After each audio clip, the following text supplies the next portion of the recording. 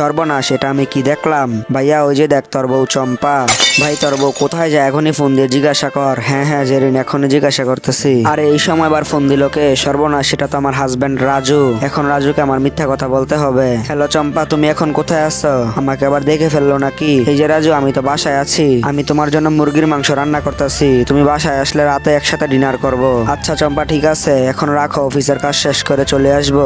By. ওরে আল্লাহ, এবারের মতন বেঁচে গেলাম। কেউ দেখার আগে এখান থেকে তাড়াতাড়ি কেটে পড়ি। ছি ভাইয়া, তোর বউ হাতের মধ্যে ফুল নিয়ে আর কেক নিয়ে এত বড় মিথ্যা কথা বললো। চম্পা ফুলের তোড়া আর কেক নিয়ে কোথায় যায় সেই রহস্যটা এখনই আমাকে খুঁজে বের করতে হবে। আরে কি, এটা তো বৃদ্ধাশ্রম। তার মানে চম্পাই বৃদ্ধাশ্রমে এসে নোংরামি করে। আজকে তো আমি ওকে হাতে নাতেই ধরবো। এই শাশুড়ি মা কোথায় আপনি? দেখুন, আপনার জন্মদিন স্পেশাল, আপনার জন্য ফুল আর কেক নিয়ে আইছি। আমার জন্মদিনের মধ্যে রাজু আসলো না। মা রাজু অফিসের কাজে অনেক ব্যস্ত। আরে কি, 602 নাম্বার রুমে তো আমার মা থাকে। তাহলে আজকে আমার মায়ের জন্মদিন, সেটাই আমি ভুলে গেলাম। আল্লাহর ছবিটিকে ভালোবাসলে ভিডিওতে লাইক দিয়ে চ্যানেলটিকে সাবস্ক্রাইব করুন।